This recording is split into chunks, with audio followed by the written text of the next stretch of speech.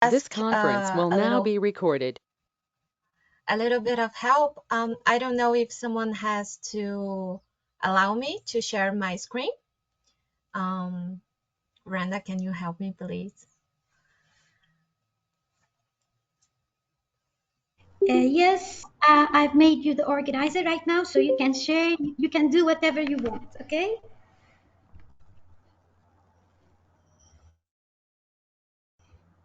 Yes, we can see your screen.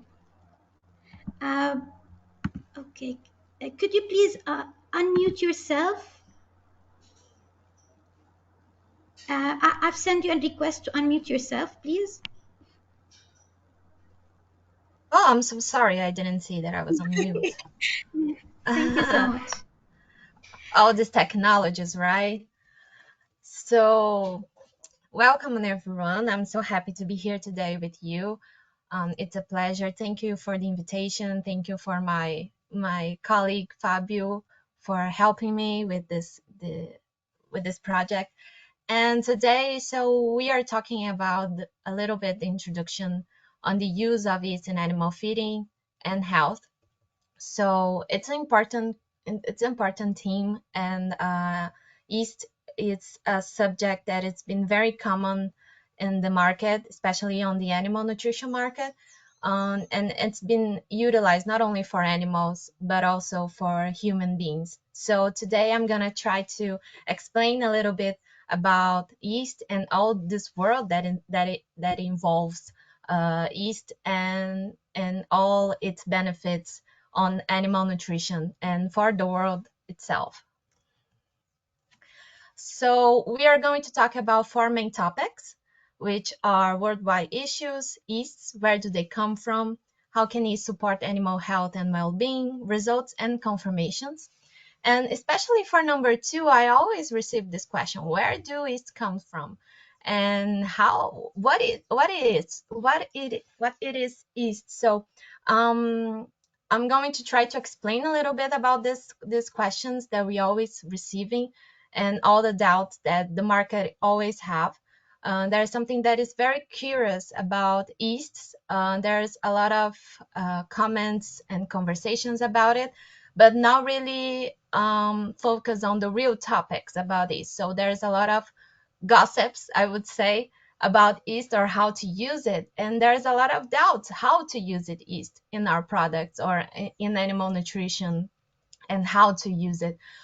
Why it's so important to utilize these this yeast, this fungus. So I'm going to try to explain a little bit about this topic. So to start our conversation today, I want to start talking about a topic that it was very highlighted last week, that we approached 8 billion people in the world, and this is a new record. We never had this much people living on the earth like today. And with this amount of people living together on the earth, we have more need for researches for and other compounds that we need to extract from the world to survive. So something that is very important is try to relate a sustainable development, so we don't agree, we don't have to, we're not going to cause so much trouble or problems to the world. We need to try to do this living with 8 billion people in a sustainable way. So I quote here the words of UN Under Secretary General for Economic and Social Affairs, Liu Zhenmin, who said the relationship between population growth and sustainable development is complex and multidimensional. So because this topic is so complex, last week we had the COP27 in Egypt, and one of the topics were just how to mitigate, how can we make this transition to maybe 9 billion people in 2046 to be more soft to the earth. How can we live and cooperate together, but with the earth without causing so much damage to the earth and to the well-being of animals and humans and the earth itself? So it was something very important to discuss, and it's something that is very highlighted these days because we have a lot of doubts how to do it, and we need the cooperation on everybody, and it affects directly the animal nutrition and animal production. So there's always this question, how animal nutrition or animal health will impact the 8 billion people who are living in this world nowadays. So we have this question to ask and to answer, and it is very important to understand that we are all interconnected. So if we have animal health, we have human health, we have a planet more health, more sustainable. And when we talk about nutrition and alimentation, we need to understand that if we do it in a sustainable and healthy way, especially with the help, for example, of yeasts, we can help this world to be more sustainable, decrease the use of antibiotics, for example. So all these topics we're going to talk about today. So like I said, the increase of population assumes the increase of countless resources. So more people, more resources we need. So we're trying to focus nowadays how to do it in a sustainable way, in a less aggressive way for the world. So more countless resources such as animal origin foods. And today is something very interesting to talk about this topic because maybe 50 years ago, we didn't hear about food security. We always heard about just food production and feed the mass, feed the people. So nowadays, we don't have this concept acceptable anymore. You have to produce food, but we have to think about food security and potential and opportunity and unequal spread where. So all these words, they are very common today and they are very highlight today because these are topics very important. You can produce food, for example, or any product that is going to come from animals in a way that is going to be aggressive or cause some harm to those animals or even to the planet. And you have to produce it not only thinking about well-being for these animals in the way that it's possible, but also thinking about quality and security for the human beings that are going to utilize all these products that are coming from the animals. So when we talk about animal nutrition, or when we talk about products that are coming from animals, like not only foods, but for example, clothes, we are talking basically about these species. Of course, there's some difference between countries, cultures, religions, but basically when we talk about animal production, we are talking about these animals that you see on the screen, like cows, like pigs, and poultries and fish and others. And we also have to think about other animals like pet animals like dogs, cats, birds. They are directly correlated to humans because why is this important? Normally when we think about animal nutrition, we are talking about animals that are going to be used maybe to feed the population. But today we have to think about pet animals. They are very important because they are directly correlated to human beings. We have such close approach to these animals, and we have the chance to exchange maybe microbiota, microorganisms to these animals. So we have to think about not only on the well-being of those animals, which are mostly these days, they are like part of the families, but also to think about this exchange of microorganisms that we have when we have the contact with these animals. Okay, so I put this image really to show how we are all correlated and how we use all these animals not only for food but also for company, and all this relationship between human, animals, and the world itself. We have to take care of it because we are all correlated. So we are all interconnected, and when you take care of one of the items of this concept, you're taking care of the whole system. So when you take care of health, for example, or when you take care of animal nutrition or agriculture, you're taking directly care about people health and nutrition and the environment, and doing in some way sustainable. You're taking care of the environment. So when you have a more healthy approach, you don't need exactly to utilize so many antibiotics, for example, or other medications for those animals, which will affect directly the human being. So you have to think as a system, not only just thinking about well-being of the humans or the animals, but the system, the well-being of the system. We are all interconnected. And let's talk about yeasts. How yeasts are connected to this system that we are talking about? How yeast can benefit this system? So as a definition, yeasts are generally unicellular fungi, varying in size and shapes. They have characteristics of a eukaryotic organism and promote fermentation. So when we talk about yeast, you're talking about a unicellular fungi with a very, very similar structure of a fungi, and they are dependent on the medium of fermentation. So they are dependent on fermentation. They need to fermentate to really live, to really produce, to survive. So our fermentation dependence, which is very important to understand. When you utilize yeast on animal nutrition, you're always thinking about how you're going to make this yeast or utilize this yeast as a benefit for animal nutrition. So you're always going to think how you're going to, in which medium you're going to put this yeast, and what is going to be fermented. So and this fermentation will help the animal nutrition, will be used in animal nutrition. So she will produce something to be used on animal nutrition. And you can always use or utilize the yeast itself on animal nutrition. So you can always use the yeast or the compounds that she's going to produce.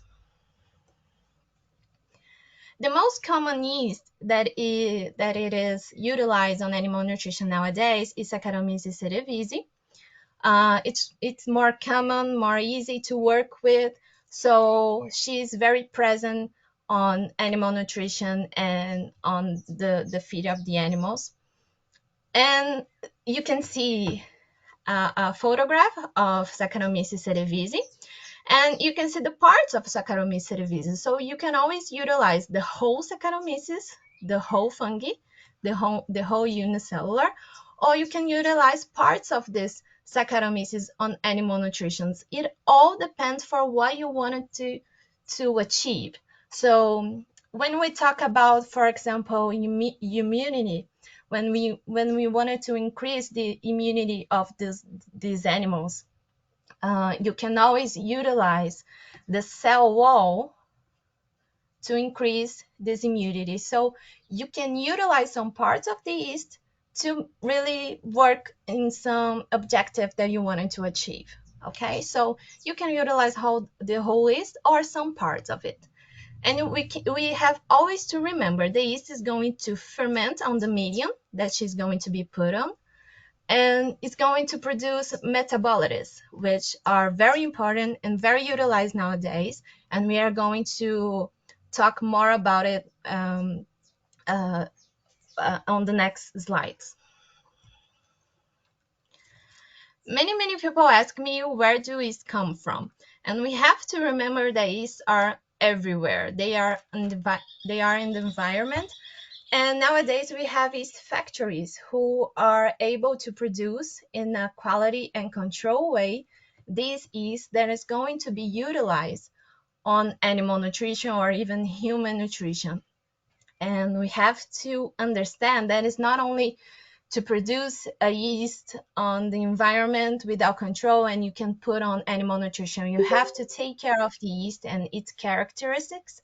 So you're going to achieve the object when you put this yeast on the animal nutrition, but in a safe way.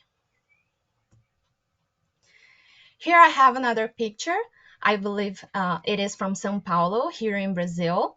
So we have more than 300 yeast plants here in Brazil, and something that is very curious actually.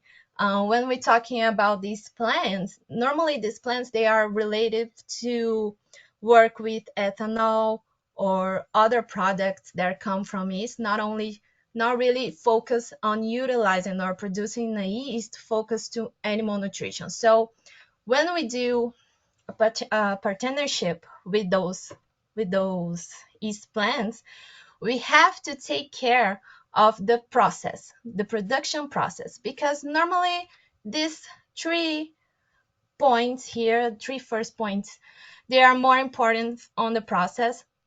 And normally at the beginning of the process, it's going to be more important for these plants of yeasts.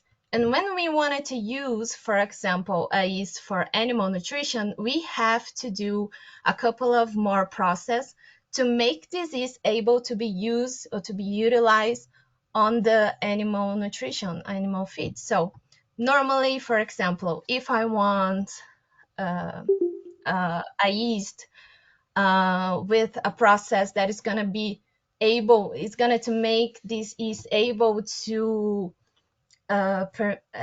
facilitate the access to the, for example, to the cytoplasm, I need to do an autolyse. If I wanted to use the yeast integrated, I don't need to do any process on it. If I wanted to utilize only the nucleus, I need to do even more process to extract this nucleus and to work with this content that we are reaching for. So each part of this yeast can be utilized, but we need to do a process on this yeast to make it fit on what we want it to fit. So this process is very interesting to understand and to look for, because here we have some example to what to do. We have an example, how is the process to autolyze this yeast. So you're going to break the wall, the cell wall, so we have more access to this nucleus and to the cytoplasm. So autolyze is a process, for example, that we're going to put some holes on those walls, and you're going to have more access to the cytoplasm and to the nucleus. So it's going to make easier for the organism of the animal to really enjoy, to really use this cytoplasm and this nucleus, and really use for nutrition. And we always have to think that Saccharomyces cerevisiae, or the yeast, they are very high in protein. So the protein, it's always contained on the cytoplasm. So when you break this wall, you make it easier for the organism to enjoy, to really use this protein for its nutrition. So it's a way to help to increase the quality of nutrition of animals. It's really to give the protein from the yeasts. So we can do a lot of process, and it depends on what is the purpose that you need to achieve. And something that is very curious actually, that live yeast ferments differently on different substrates. So yeasts are directly dependent on substrate. So depending on the substrate that you're going to put this yeast, she's going to fermentate and produce compounds in a different way. So you can always utilize cereals, grape, and sugarcane medium. So you can always utilize these 3 substrates to put the yeast to fermentate and produce compounds. And when you want to use yeast on, especially on the human ways, on day by day, we need to understand that the yeast that you're going to utilize to make bread is not the same yeast that you're going to utilize to make ethanol, for example, or to produce beer. We have different characteristics on these yeasts. So normally a yeast that fermented and produce bread, for example, or bakery, we have a yeast that is going to suffer a low challenge. So if she's going to suffer a low challenge, she's going to be able to produce more cytoplasm and more nucleus and less wall. And when we have, for example, an yeast that is going to be on ethanol, an ethanol medium, she is going to be in a high challenge. So she's going to have to defend itself. And how she defends itself? So she's going to produce more wall, a thickness wall. So she's going to produce a wall that is going to be more resistant to the medium, and it's going to protect the yeast from any aggressor that she might face it. So this is very important. We have to understand that it depends on the medium that you put this yeast to fermentate. She's going to produce some characteristics, and these characteristics you can use to animal nutrition, for example, or even to produce a beer. So depending on the challenge that you're going to put to this yeast, she's going to produce some characteristics: more wall, more cytoplasm, more nucleus. You have to understand, what do you need? Do you need more protein? Do you need more wall? Do you need more nanooligosaccharides, or what do you need? So when you understand the objective, or when you understand what you want to achieve, you understand how you're going to produce this yeast and what medium to put this yeast to fermentate and to produce these characteristics.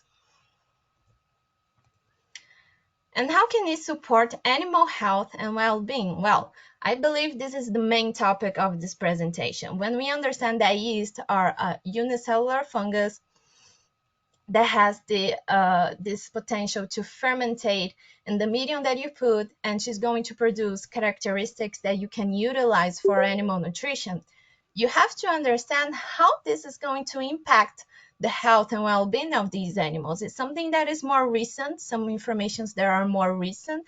Then we didn't have really these informations maybe 10 or 20 years ago. And nowadays they are very, very common to talk about. So basically, we are working with yeast to natural solutions. So we can work with yeast for microbiota modulation, which is very, very interesting, for mycotoxin absorption, for pathogen control, and protein source, like I said before. So you can utilize the yeast as a source of protein, so make a better food for those animals with more quality.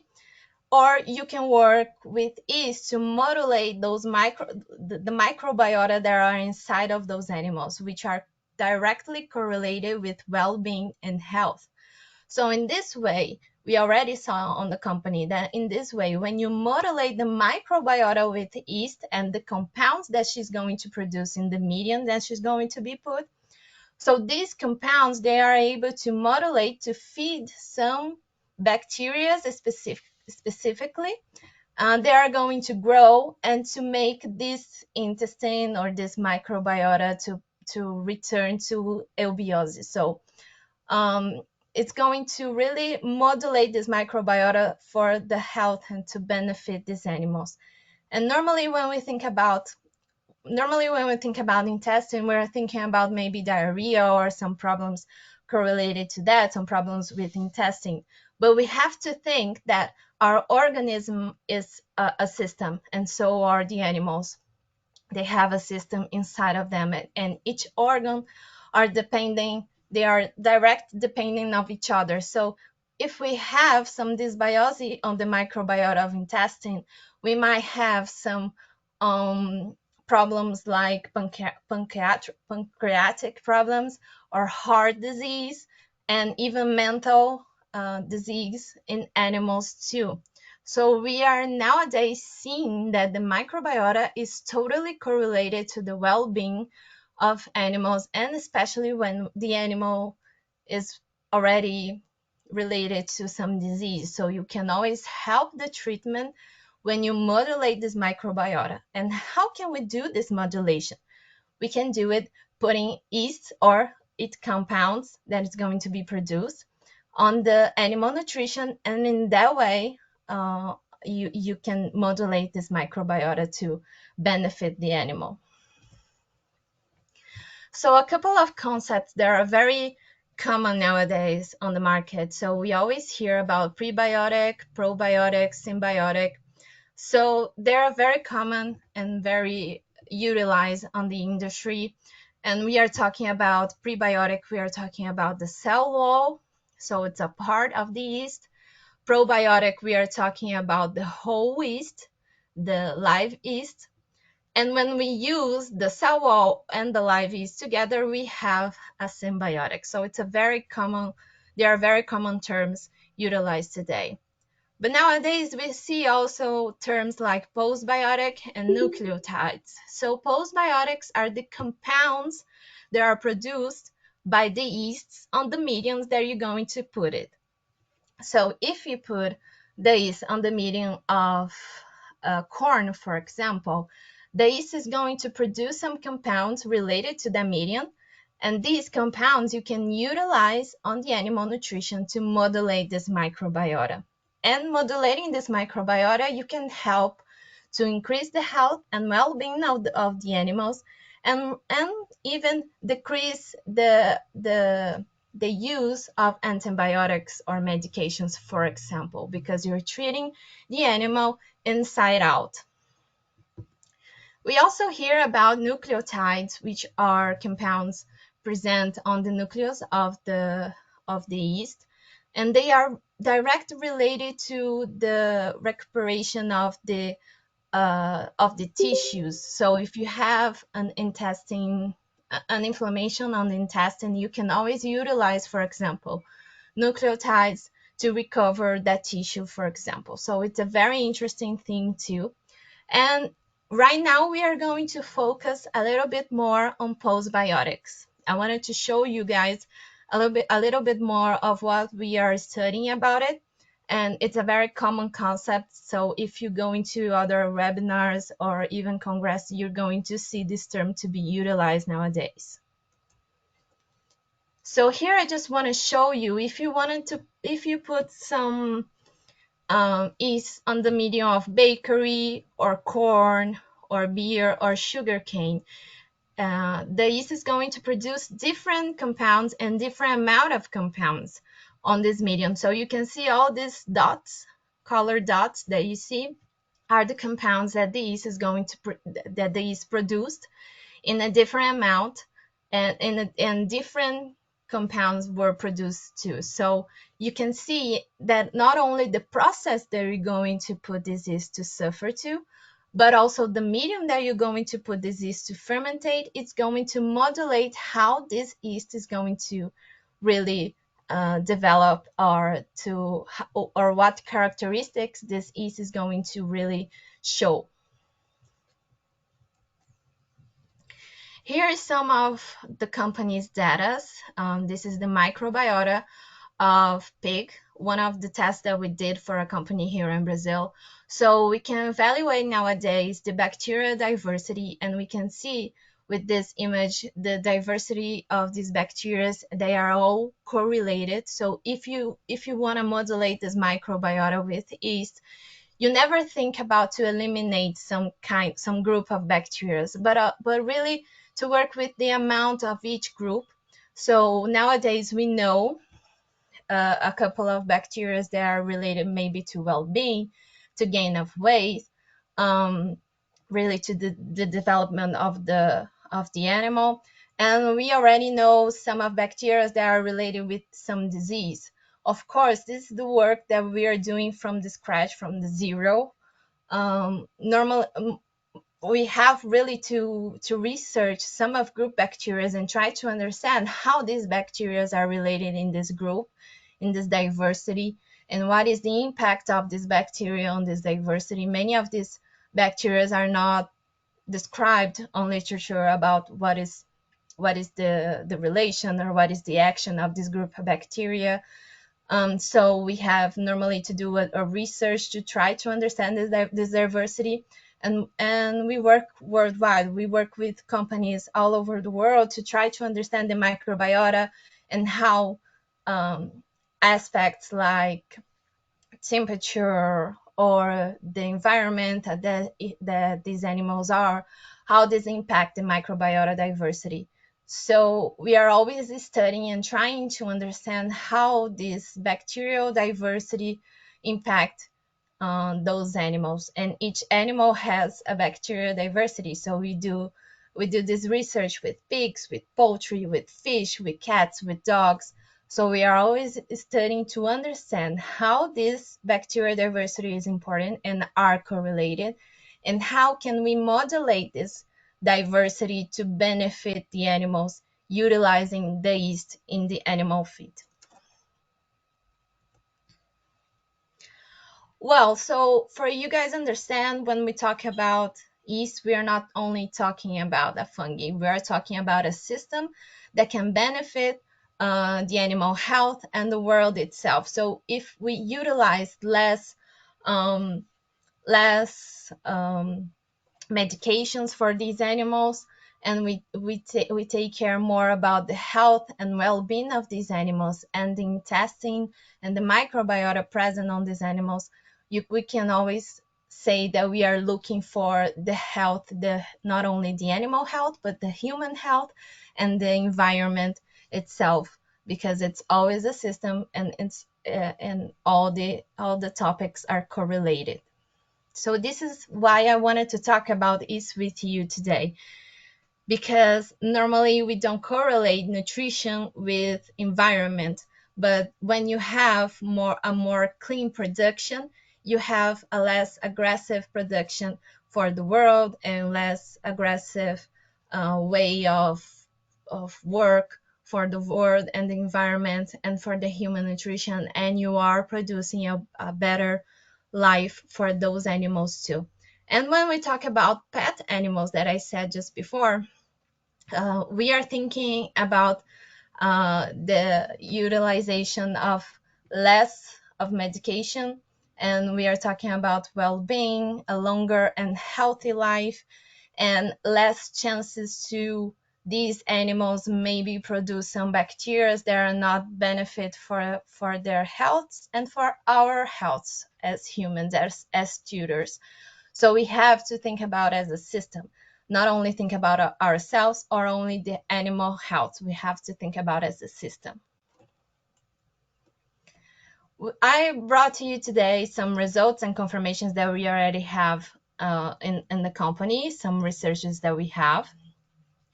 So when we talk about ruminants, we are talking about this culture that are capable to increase the volume and efficiency of milk production, improves the weight gain and feed efficiency, and promotes a healthy microbial activity in the rumen, improving fiber and dry matter digestibility.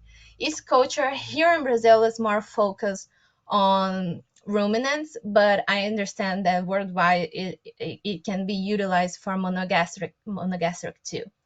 So here in Brazil, we have more results with ruminants and more focus on ruminants, because its culture is the yeast, more the compounds that she's going to produce and the medium she's going to be put with.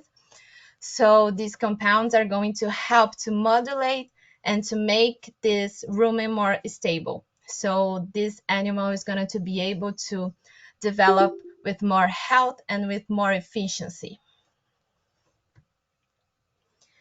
When we talk about poultry, we already know that the yeast optimize performance and modulation of biomarkers of weight gain and feed efficiency. So we can modulate the microbiota of poultry to make them to gain more weight and with more efficiency. So it's a way not only to feed this animal, but to really feed the microbiota. With this modulation of microbiota, we can promote a sense of well-being, increase the absorptive capacity of intestinal tissue, improves egg weight, and especially related to this theme, we are able to reduce phosphorus excretion in liters. So you're not going to pollute the environment that these animals are in. So you're going to produce more healthy environment and less need of concern about these excretions that the animal is going to produce. When we talk about swine, we are talking about the improvement of immunity. Normally, people utilize a lot of colostrum to increase the immunity of those animals. Nowadays, we understand that you don't have to utilize all the colostrum for those animals. You can share part of that product with modulation of the microbiota itself. So when you modulate the microbiota, you're going to help these animals to be more healthy and with a better immunity, so you don't have to utilize that amount of colostrum for those animals. So you're really taking care of those animals inside out. We have a production biosecurity improvement, and you have a batch uniformity. So those animals are going to grow and develop in a more uniform way. So it's a very interesting for obviously for the production system, because you don't have really to lose any part of the production. You're going to really make those animals more healthy, and they are going to really answer this investment on the yeast on their feed with a more uniformity development. When we talk about dogs, we have some research that we are doing here in Brazil. We did a research recently in a federal university here in Brazil, and we got that working with the modulation of the microbiota, you can increase the production of short-chain fatty acids that are utilized as energy sources for the intestine.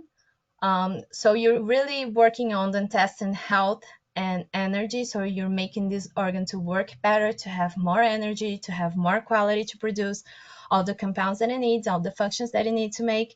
So this is the most important thing, to take care of the animal inside out. And we were able to, with this modulation of this microbiota, to decrease the production of branched chain fatty acids related to the presence of undesirable bacteria. And this is very curious, because not only for the pet animal, it's interesting to not make those undesirable bacteria to develop, but also to take care of the tutors, because you don't make those animals sick, and you also take care of the environment and the translocation of those bacteria, to maybe can translocate to an animal from an animal to a human. So you can always take care of the health as a group, not only for the animal or only for the human. We have the reduction of proteolytic bacteria with pathogenic potential, lower stool production, which is very interesting for the tutors. We have less contamination of the environment, less production of stool, so you have a better digestibility, a better digestibility of the diet that you're giving to this animal, and the animal is not going to produce so much stool, so it's not going to pollute the environment like it could pollute. We also had the modulation of the beneficial microbiota with effects on the health and well-being. So this animal is going literally feel more happy with the modulation of the microbiota. And we also saw the possibility to reduce the risk of obesity in dogs. Nowadays, we understand that obesity are directly correlated with microbiota. So if you modulate this microbiota to be health and to be with some characteristics, you can really prevent those animals to be fat or to be obese. So this is very interesting, and we can see that the microbiota is going way ahead of only like taking care of the intestine, but you're taking care of a system. And in vitro, we also have some results, like with the cell wall, for example, we got 100% of Salmonella agglutination and 95% of E. coli agglutination with different different species of Salmonella and E. coli, and we got 100% of agglutination of Salmonella. So it's very interesting to understand the use of the cell wall, for example, to help to agglutinate these microorganisms.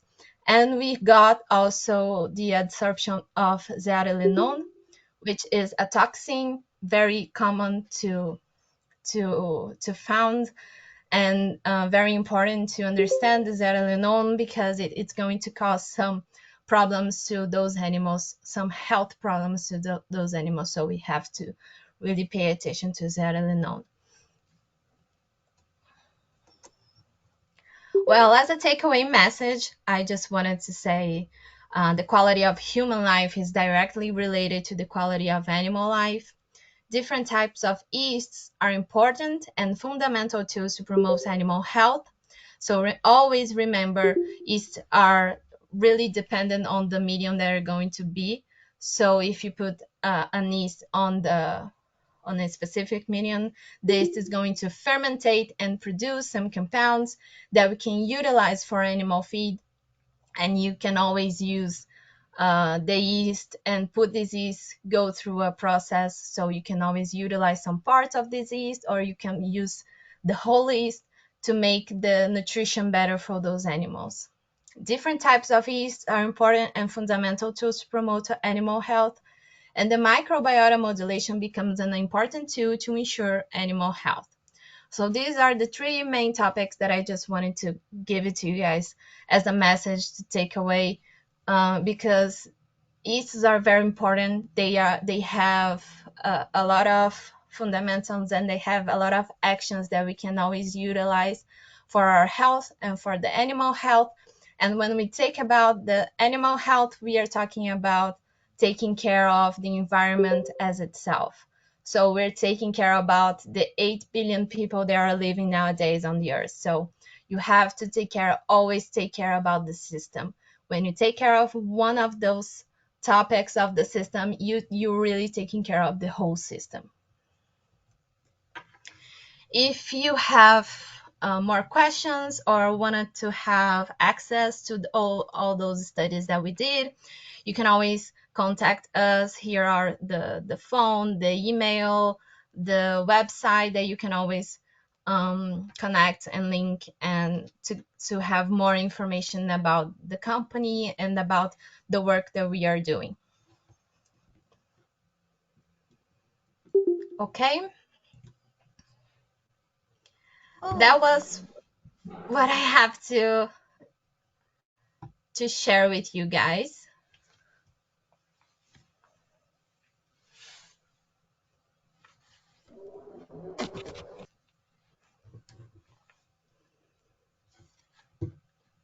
Rhonda, Joseph, I pass the word to you.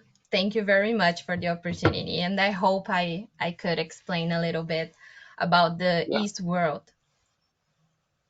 Yeah, thank you, Vanessa, for the really nice presentation. I enjoyed the presentation that you have just made, and was really it gives out the empirical evidence as to why we actually need to have yeast as a contributor. Right now we are talking about antimicrobial resistance, and from the presentation that you have just made, I realize that the benefits that accrue from yeast, use of yeast. And I like one concept that you mentioned, that it's a whole system. It's about human health, animal health, the environment. So when we use yeast, we are actually able to balance well, and the system is able to benefit from it. That for me is the take-home message that I got.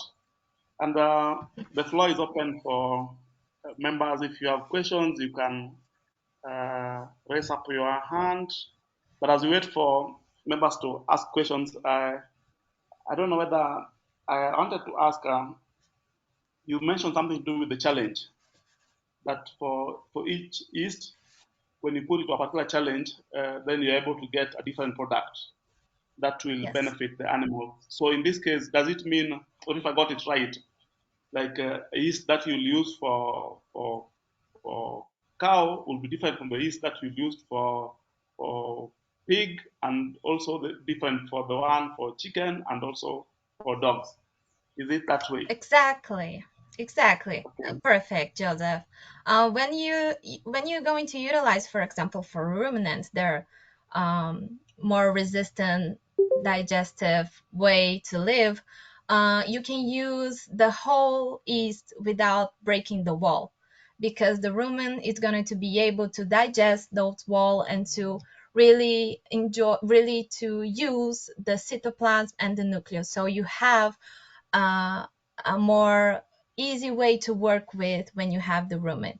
But when we're talking about monogastric digestive, it's different. They're going to have more challenges to work with a whole wall. So normally when you put some holes on those walls, like outerlies wall, like I said before, it's going to be easier for those animals to really use the cytoplasm and the nucleus. So you always have to think about what is your objective and which species you're going to work with, because you can have the same objective, like gain of weight, for example.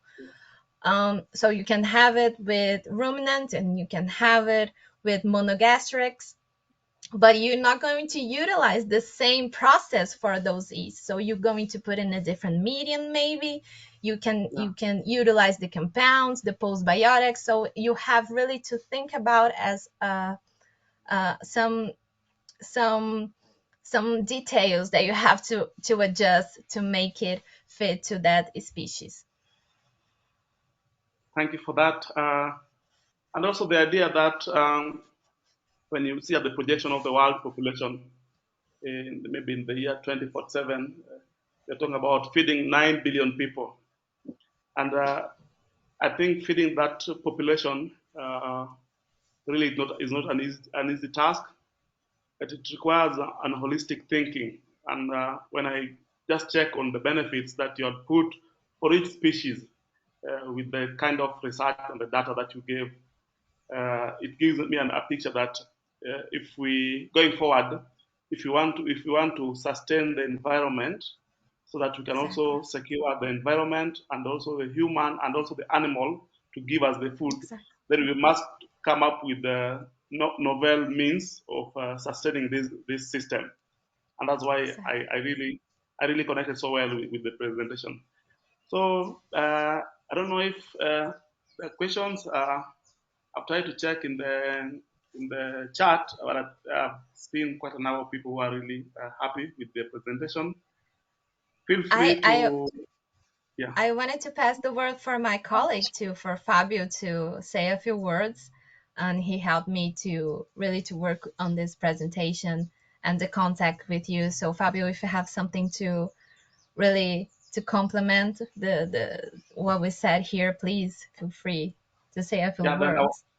I was also going to give Fabio a chance to also to comment, and we are really Make a hard question, Joseph, for Fabio. Yeah, Fabio, the floor is yours. You can also comment. Yes. Actually, one of the points when we are talking about yeast products, and this is one of the topics for Aleris, is that we are trying to bring light into this subject. In the world today, there are so many different products that are called as yeast, as a general name. We have, just for a brief mention, live yeast, yeast cultures, inactive dried yeasts, autolyzed or hydrolyzed yeasts, yeast cell walls. And I can mention more products in this list as well. All of them, they carry this brand as a yeast product or yeast-based products. But each of these materials, they are specific tools for different purposes. So even when we look into a feed formula, if you are trying to, for instance, reduce the use of antibiotics or substitute antibiotics to prevent the arisal for these resistant strains, you can use these yeast products, but you must know which kind of material that you are using and why you are using that material. So it's not so important to know, I do use yeast in my feed production. No, why are you using it? How are you using it? Which kind of yeast is it from? Right? So you can understand you have the best tool for the target that is intended. Yeah, thank you, Fabio, for that addition. The floor is also open for any other member that has a comment to add, a question to ask. But I think going forward, how are we going to modulate the intestine of those microorganisms so that they can give us the best result, whether it's for growth, whether it's for production, is actually the Yes. key in the issue of yeast. That's the message that And I'm getting. especially this week, if I'm not mistaken, we are on the week of we are working the conscience about using less less medication for animals, if I'm not mistaken. Yeah. So I guess this is maybe a way to help those animals really to develop and really grow with health and well-being without using so much medications on the days of those animals. So I guess maybe it's a way, it's a possible way to help those animals really to live healthier. Yeah, true, true. Yeah, we are grateful, and I think we almost passed our time. I think we have used exactly 1 hour, and we are really grateful for accepting to present in our webinar today. You know, we are in the week of celebrating Antimicrobial Awareness Week, and this topic that you have just shared is going a long way in addressing those challenges that the world is actually facing. So, thank you once more for accepting to present, Vanessa, and also Fabio. We really appreciate, and for the members also who have taken the time to listen to the presentation, we also thank you for your time. So without much time, I think we are done for the day. Unless Randa has something to say. Uh, Randa, are you still there? Thank you so much. Yeah, thank you so much, Joseph. Before ending our meeting, we'd like just to add something from our small working group, since we are trying to implement the beliefs of how to work on the beliefs of the farmers through the One Health and the social sciences, and the importance of um, guiding the farmers and the other and the consumers of the of the yeast to use them in the farms, for instance. So that what we would like to add from our side, or from our small working group. Also, we'd like to ask the audience to fill the form in order to receive the attendance the certificate, and we'd like to ask their feedback after we end our webinar. So the floor is yours again, Joseph, and thank you so much for listening tonight. Thank you.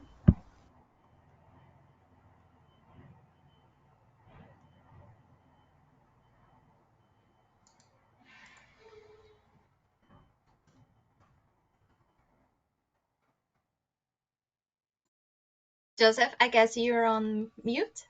We're not. Yes. We're not listening. Sorry, sorry. It's That's the normal. I problem with did the technology. same. The problem with technology. You can be talking and you're talking to yourself. Technology. Yes. Yeah. So if we don't have any other addition to it, I think we can clap ourselves for being patient and also taking our time to listen. And we will also invite you again another time for our webinar. We are really grateful for all of you, and also for the Thank you. presenters, and also for those who stand up to listen to our presentation. Thank you, and enjoy And your day. I'm just I just wanted to say something. I'm seeing some questions on the chat. So if Marcela, Michael, if you have questions to send to us, maybe Rhonda and Joseph can send to us, or you can always reach us through our website and to have more information about the products and how to reach Aleris and how to understand more the studies and to have more access to those studies and our work. So please feel free to contact us. Thank you very much. Thank you. Bye. Bye. Okay.